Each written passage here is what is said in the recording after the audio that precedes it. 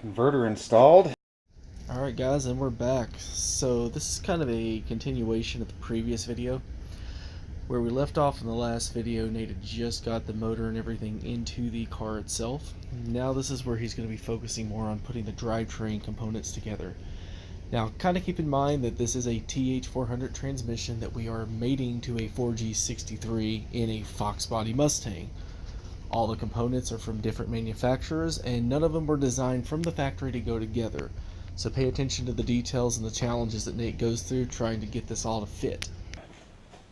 Alright. Man, that is a pretty torque converter. Woo! I feel she's engaged on the pump, so we're good. Alright, well. Come on. There we go. There goes nothing.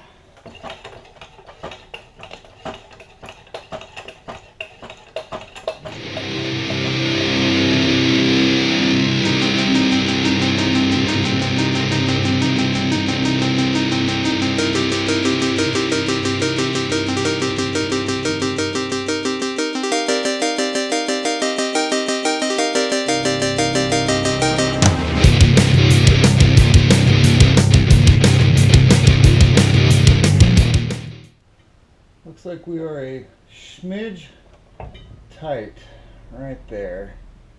Of course, why not? Part is not going to be easy. Now the question is, how do I address that? Fucking air tools, I guess? Fuck.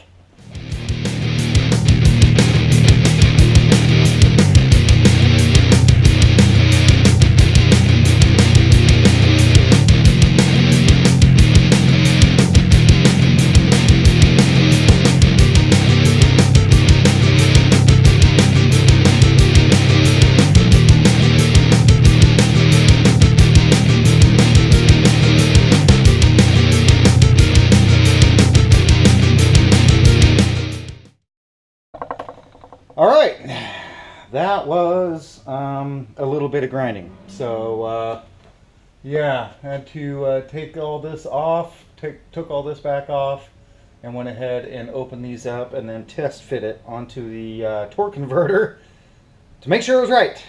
Alright, this will be...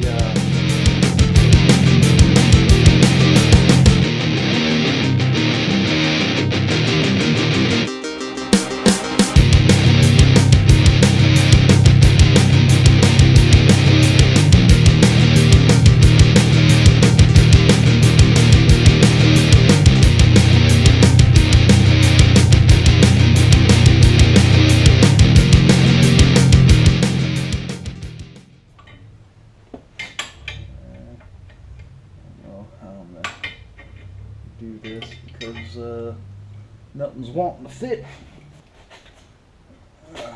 About ready to go insane on this thing.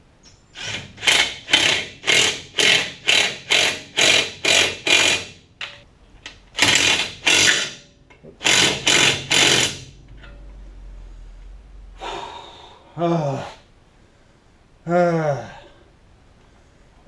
yeah.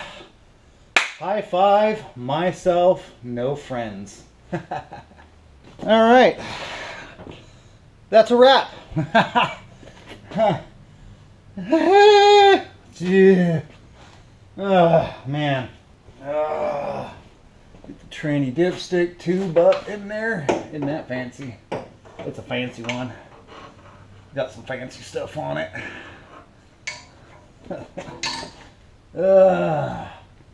Telling you, I am telling you, this thing. All right. Yay! Dipstick tube in transmission.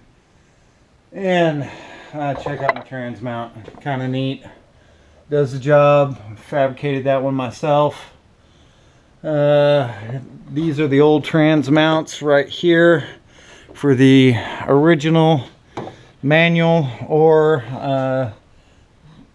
let's see, I had a 3-speed C4 in it originally with the V8, so Alright guys, a little more of an update on the old hater stang. Got a little bit further on it, just trying to figure out the odds and ends. I mean, since this is a fresh build, I mean, you gotta literally just go through every little thing and double and triple check and make sure it's gonna work. And you know, I tend to kind of get real meticulous when it comes to, you know, the way it looks, the way it fits. I want it, you know, perfect. I want to make sure that, you know, it looks good, and is going to function correctly.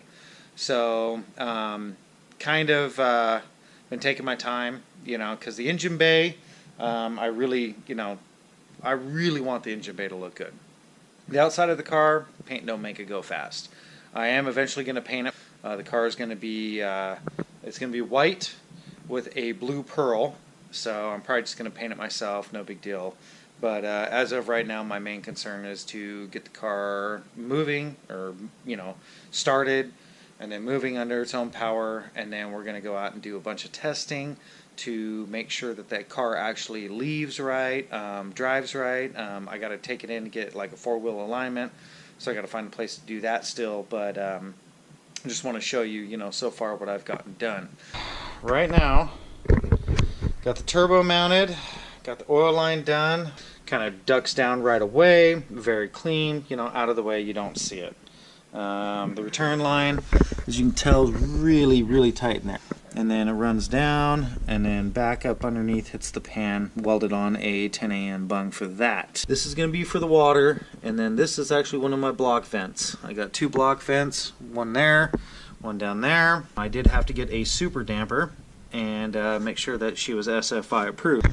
But right now, what I've been fighting, and I'm not really fighting it, I'm just trying to figure out the setup, is my fuel pump. That is my mechanical fuel pump. Nice aeromotive, but what's been going on, this is my fuel filter, and then this is the Y. Since I got two fuel lines, I want to get the Y all set up and stuff, but I need to know, you know, I need to know the angle, right?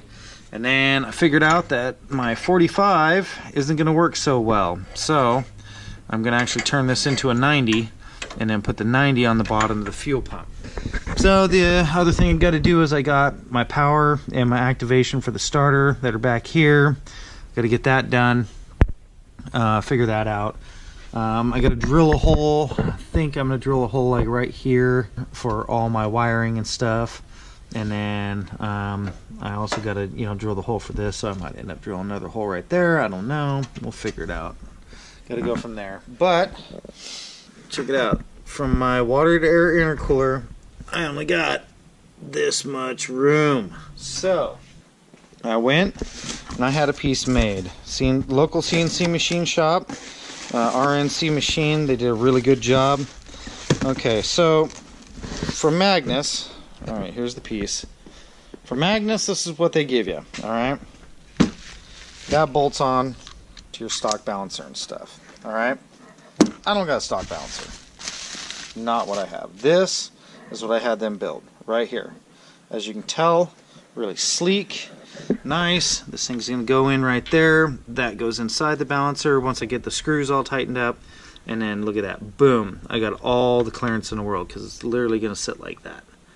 And then that way, I don't got to worry about my my fuel pump. But yeah, that was $200 to have made. Very nice piece. Very, very nice piece. And I would recommend these guys. They did a really good job. They worked with me. Originally, they did it to this length right here, and I can't have this length because I just don't have the clearance. So they went back and they shortened it for me to this length, and I gotta say, these guys were awesome. They did a really, really good job. The exhaust, got that all ceramic coated. Got my wideband right here, best location for it. I can tuck it into the firewall right there, very little wiring. I do have a side exit for it. I did a little V-band right here. I know it's kind of dark, but here's a V-band and the pipe that goes in. Tried to tuck it as close as I could. The timing belt is on it for now, but I do need to take the timing belt back off, fill the car full of oil, and I do need to prime it. I don't like starting motors like completely dry. I'm sure it would be okay because I have a boatload of assembly lube on it, but I just don't like the idea of starting it that dry, because it takes a good 30 to 45 seconds for the oil to actually get up into the top end of the motor and whatnot, and man, you know, the turbo is going to be spinning dry. I don't like that, so I'll be doing that. So far, all I got left to spend some money on is get the drive line shortened, because this transmission's longer, and yeah, I got the intake. The intake's going on, but I'm debating on whether or not I'm going to put the intake on right away, because I got a bunch of wiring to do, and it's all going to run underneath the intake because I'm trying to do kind of a wiring tuck since I got to start from scratch on it, right? So here is the intake. It's got a little bit of nitrous, and then this nitrous nozzle right here, this hose, is for the dry shot. This dry shot's going to spool up the turbo and get the car on the torque converter. That's why I've got two solenoids here. The fuel solenoid is actually right here. I got her tucked in there, and you can't really see it that well, but I got a black 6AN fitting feeding it. But there's fuel solenoid, there's the direct port solenoid, and then this is the dry kit solenoid. I got an RMR 90mm throttle body. She's just a little guy. She is definitely a freaking nice one, and I gotta send it to Magnus. They did a great job on this manifold. I had it powder coated, not the thickest powder coating that I would like. It was way too thin, so maybe later on I'll redo it. But yeah, they did a real good job on this. My other fuel rail is actually in that box right there. Get that all set up and stuff. So I mean, right now we're just piecing it together, and honestly I'm kind of waiting on the motor and all the other parts from the machine shop for the wide Evo, the wide body. As soon as we get all that stuff, then I got to put this on hold. I got to get on his car because, you know, hey, you know, customers. So, but other than that, I will keep you guys up to date on how the Mustang goes. Yep, so I'll keep you up to date. All right, guys.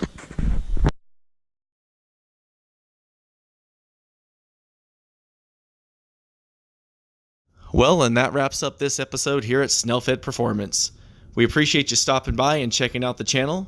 Hopefully you give us a like and subscribe for future updates on Mark's Evo, as well as other projects we have down the line. Have a great day, and thanks for coming by.